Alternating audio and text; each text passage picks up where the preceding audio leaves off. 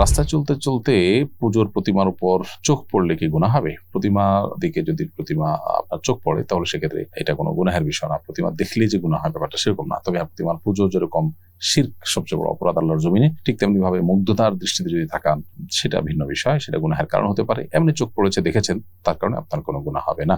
মেয়েদের জন্য অন্য ধর্মের মেয়েরা কি নন মাহরাম? তাদের সামনে কি পর্দা করতে হবে? আমি যে হলে থাকি সেখানে সবাই অন্য ধর্মের মেয়ে, তাদের সামনে কিভাবে পর্দা মেনটেন করব? প্রথম কথা হলো যে পর্দার বিষয়টি প্রযোজ্য হয় মাহরাম নন মাহরামের ভিত্তিতে, ধর্মের ভিত্তিতে না।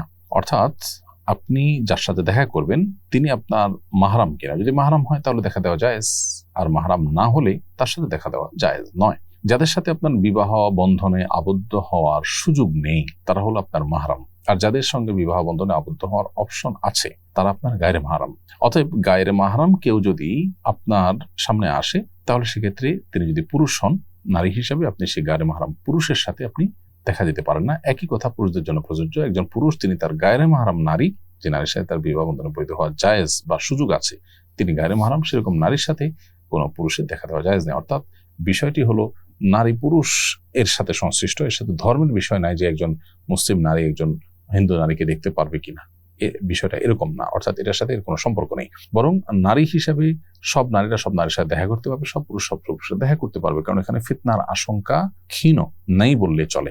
শরীয়ত মূলত আমাদের কল্যাণের জন্যই এই পর্দার বিধান দিয়েছে, যাতে করে সমাজে কোনো প্রকার বিশৃঙ্খলা না হয়, ব্যত্যয় না হয়, মানুষ যাতে কোনো প্রকার বিপদে না পড়ে, সমাজ যেন অসুবিধার দিকে না যায়। তবে এটা মনে রাখতে হবে যে একজন নারী অন্য নারীর যতটুকু দেখতে পারেন, তার যে একান্ত ব্যক্তিগত অঙ্গ নাভি থেকে হাঁটু পর্যন্ত, সেটুকু ঢেকে রাখতে হবে। এটা মুসলিম নারীর ক্ষেত্রে যেমন প্রযোজ্য, হিন্দু নারী বা অন্য ক্ষেত্রেও একইভাবে প্রযোজ্য। আর যদি কোন নারীর সাথে এরকম আপনি দেখা করলে বা সাক্ষাৎ করলে বা সে আপনাকে দেখলে বা তাকে দেখার সুযোগ দিলে আপনার প্রাইভেসি নষ্ট হতে পারে, সে অন্য কোথাও আপনার সৌন্দর্যের বর্ণনা দিতে পারে ইত্যাদি, বা আপনার ছবি ধারণ করতে পারে, তাহলে সেক্ষেত্রে আপনি নিজেকে সেভ করে রাখার ব্যাপারে সতর্ক থাকতে হবে। সেটা মুসলিমের বেলাও প্রযোজ্য, অমুসলিম নারীর বেলাও প্রযোজ্য।